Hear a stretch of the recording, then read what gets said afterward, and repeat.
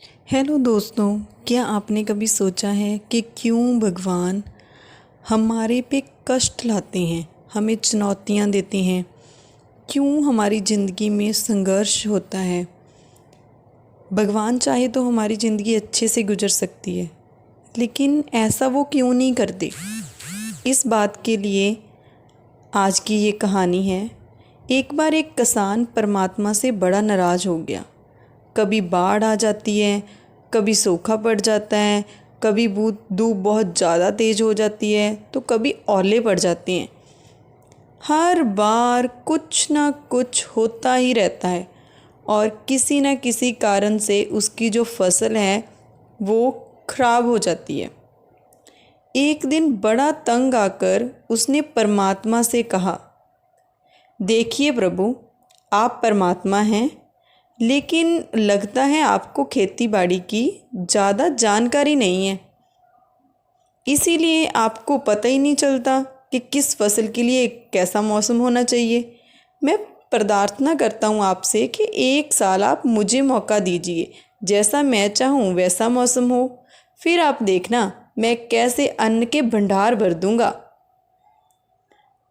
तो उसके ऐसा कहने पे परमात्मा मुस्कुराए और उन्होंने कहा, ठीक है, जैसा तुम कहोगे वैसे ही कर लेंगे, वैसा ही मौसम कर दूंगा, मैं दखल नहीं करूंगा बिल्कुल भी। तो इस पे किसान तो बहुत ही ज़्यादा खुश हो गया। उसने गेहूं की फसल बोई।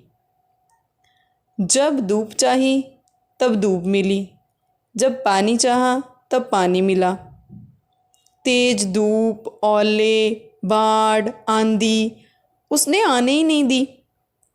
समय के साथ फसल बढ़ी और किसान की खुशी भी साथ में बढ़ी, क्योंकि उसे पता था कि ऐसी फसल तो आज तक नहीं हुई है।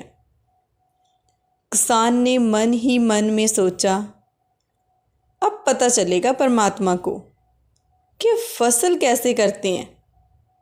बेकार में ही इतने वर्ष हम किसानों को परेशान करते रहे हैं परमात्मा, उन्हें नॉलेज ही नहीं है किसी चीज़ की। अब वह समय आ गया जिसका उसे इंतज़ार था, फसल काटने का समय।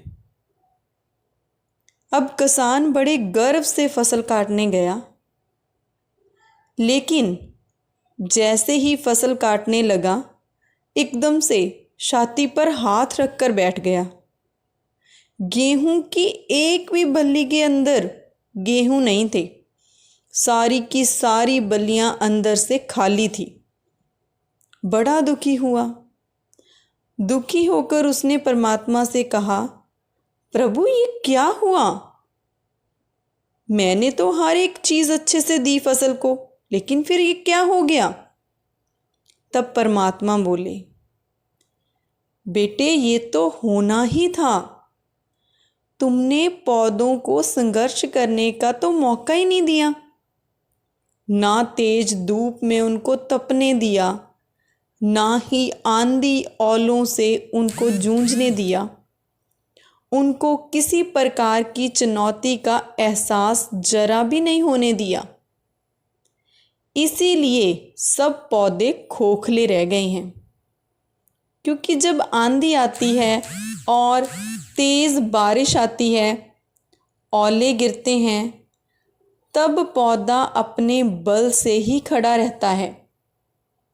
वो अपने अस्तित्व बचाने का संघर्ष करता है और ये संघर्ष ही है जो उसमें बल पैदा करता है, वही उसे शक्ति देता है, ऊर्जा देता है, उसकी जीवटता को उभारता है।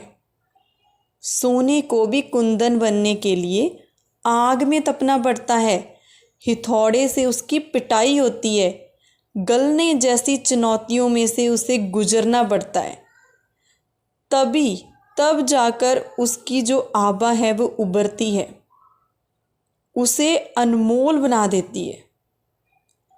इसी तरह जिंदगी में भी अगर संघर्ष ना हो, चुनौती ना हो, तो आदमी भी अंदर से खोखला ही रह जाता है, उसके अंदर कोई भी गुण नहीं आ पाता।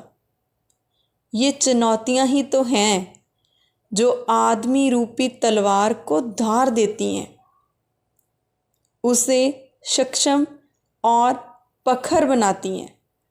अगर प्रतिभाशाली बनना है ना दोस्तों, तो चुनौतियों को स्वीकार करना चाहिए। चुनौतियाँ हमें स्वीकार करनी ही पड़ेंगी, नहीं तो हम खोखले ही रह जाएंगे। और अगर ज़िंदगी में प्रखर बनना है, प्रतिभाशाली बनना है, तो संघर्ष और चुनौतियों का सामना तो आपको करना ही पड़ेगा। आस करती हूँ कि कहानी अच्छी लगी होगी। चैनल को सब्सक्राइब करें। धन्यवाद।